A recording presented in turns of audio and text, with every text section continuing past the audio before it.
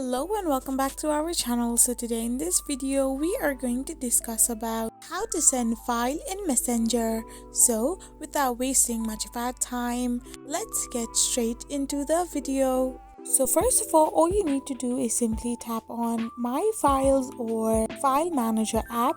So once you are here, you can select any of the document you want to send, and once you have selected it, you can simply tap on the send button. So now tap on the messenger option, and then you can select the person you want to send the file to. So once you have selected the person, you can simply go back in your messenger app and you can see that the file you have been trying to send is going to be uploaded. So once it gets the tick mark beside the file, it is indicating that the file has been sent via messenger.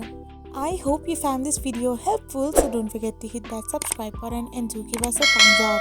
We will be back again with these informative videos. Thank you for watching.